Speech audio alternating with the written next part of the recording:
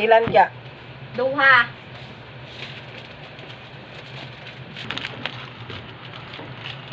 8 plus 8. Ayaw lagi pangutanan sa ako. Kay bugo. Lagi ta sa mat. Hirapan talaga ako sa kalisod. Hindi ka pa, hindi yan, hindi nagangabami. Magkano? 35. 85 na? 20, sakto. Press ka 55, igo lang, blue bay lang. 33.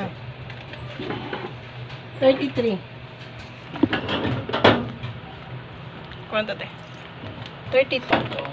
10, 12. Pamanlo daw pa. Naluloka ka na, nagsasalita ka, ikaw lang mag-isa. May pang-text ka, hindi wala. Ano ba talaga, Bi? Pang-call, pang-text? Libog ko sa imo ba? So, ayan mga kasari, yung itsura ng kuradang. Grabe, di na talaga nagiging maayos itong itsura ko ito.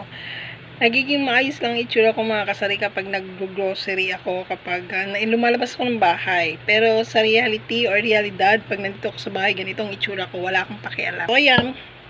Dahil nandito na naman tayo sa ating munting tindahan at nagbabantay ako. So, ayan, may share ako sa inyo. So, ayan, may share ako sa inyo na kapag pamili na naman ang inyong kasari. Ngayon is, ayan, umaga. Napakainit. Pero mamaya nito mga kasari, paniguradong uulan. So, ito nga pala yung estado ng aking tindahan. Ayan. Di pa ako nakapag-ayos-ayos. Di pa ako nakapag-display. Mag-aayos ako ng tindahan ko mamaya. Nagsipagbaliktaran na talaga yung mga discard ko na yan. Tapos yung aking mga paistante. Wala nang laman. Kailangan kong mag-ayos. Ayan o. So, wala na akong pachichirya. Paubos na muna natin yan ulit. Tapos, nung isang araw, nag-ayos nga kami ni Habi ng aming, ayan, istante ko na yan. Inayos ko. At syempre, marami pa namang laman. Meron mga pangilan-ilang wala na. Pero, ayan, puno pa naman yung iba. So, ayan o. Puno pa.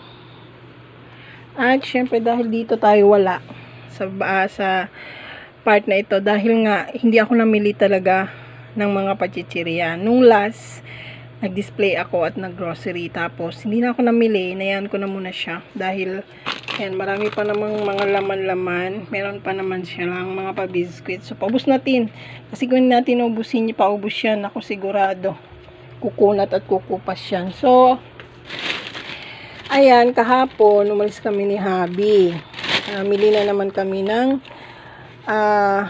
kaunti. So, mayroon akong binili. At, syempre, umabot itong mga kasari ng, ay, ginoo pang resibuha ka. Mabuang ko nimo. So, umabot siya ng 1,283 peso. At, alam niyo ba mga kasari, yung halaga na yan, ng 1,283 peso. Ito lang. Ginoo ko. Yan. Literal na yan lang talaga. Grabe. Napakamahal ng mga paninda ngayon. Hindi ko na alam kung saan ko ibabudget yung ganitong halaga. Kasi nga, dati alam niyo ba kapag meron akong ganitong halaga, tapos nag-grocery ako, 3 plastic na siya mga kasari. Meron ng mga sabon, may mga dilata na, tsaka mga kompleto na, may mga kape, noodles. Pero ngayon mga kasari, itong napamili ko na ito, karamihan dito is mga pansit canton.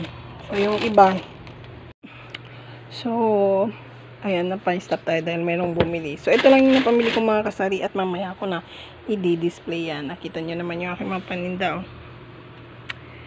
Maraming pa naman siya pero mayroong mga paunti-unting wala na sa tindahan ko at yun yung binili ko. So, mamaya ko na i-display.